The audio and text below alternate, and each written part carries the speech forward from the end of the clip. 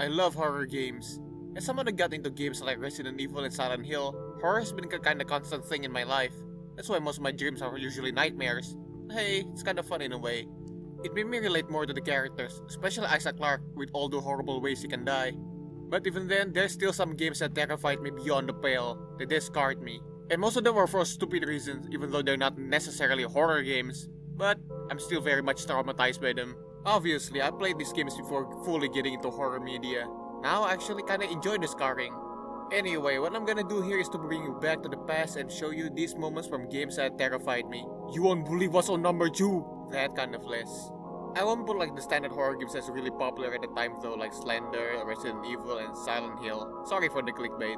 Let's just say this one's gonna be a bit different than usual. Alright, let's get into the list, shall we? Let's begin the trauma dump.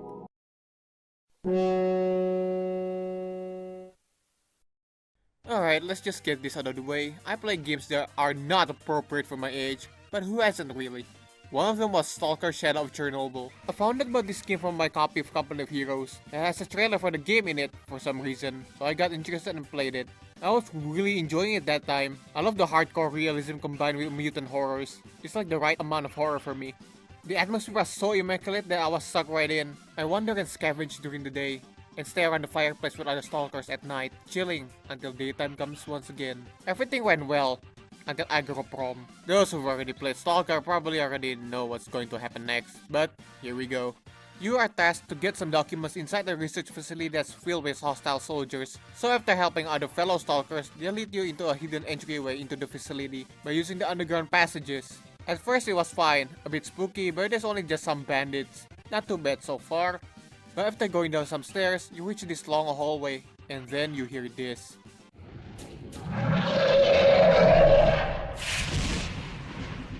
It's coming, and it's getting closer.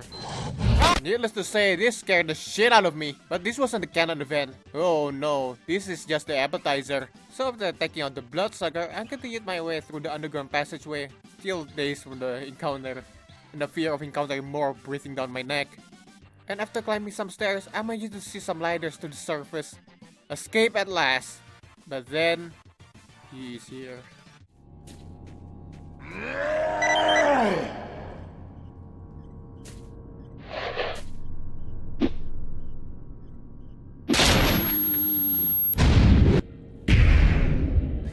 This stupid attack managed to scare the soul out of me. I was so scared that I got baited by the fake ladder that leads to a dead end. Then a second attack hit my soul tower, and I'm just gone. I can't take it anymore. I just shut down, and just let the controller unalive me. And then I just stood there staring at the screen. This incident scared me so bad that this state even goes to the next day while I'm at school. And one of the rare instances where I got shook so bad that I need to recover by watching animal movies. Shoutouts to MVP.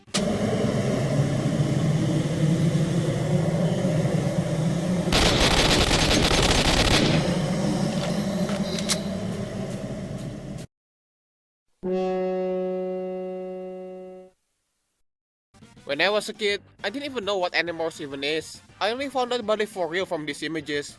But I was a very animal and dinosaur obsessed kid, so when I saw the cover, I was hooked. Oh, if you're wondering, the cover that I saw wasn't this one. It was this one. So of course, I'm all in, even with that horrible dog mutant. So the game was like a 2D, 3D action platformer.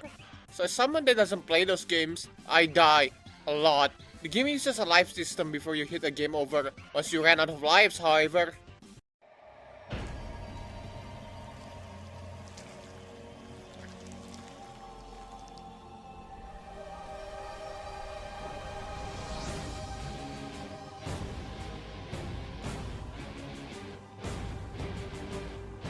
I don't know what's happening at the time, but this shit's traumatizing to mini-me. To the point that I didn't play this game ever again.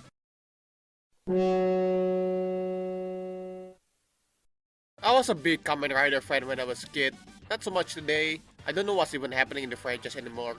Anyway, because I'm a Kamen Rider fan, of course I picked up a cool looking Kamen Rider action game, thinking that it will be a good time, even though I probably won't understand even a single line of dialogue in the game. But then I realized that maybe some mistakes have been made. Why, you ask? Well...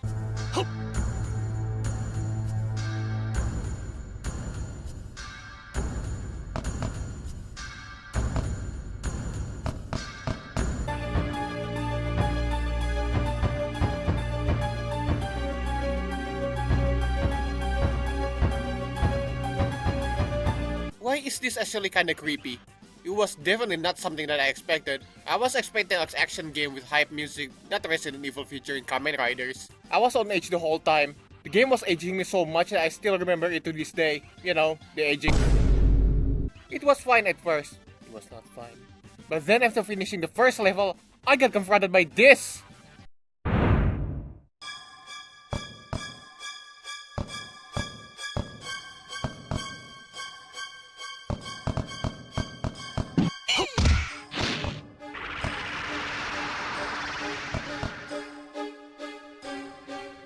Needless to say, I knocked the f*** out.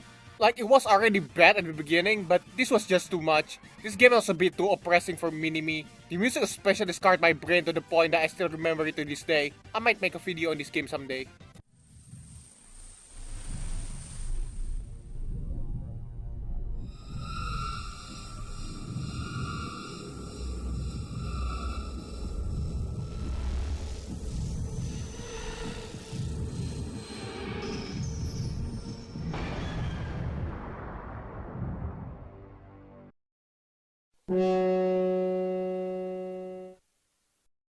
Ghost Hunter is an underrated game. When I picked it up, I wasn't expecting much, but the game ended up pretty fun. The graphics was good and the gameplay was fun. It wasn't too scary and was kinda goofy, but it still has that edge to it, just like the original OG Ghostbusters, which it was clearly inspired by. I was having a grand old time with the game, but of course, as you can see from the title of the video, a canon event still happens. Unfortunately, that fun streak was stopped when I saw my first death in the game, in which this happens.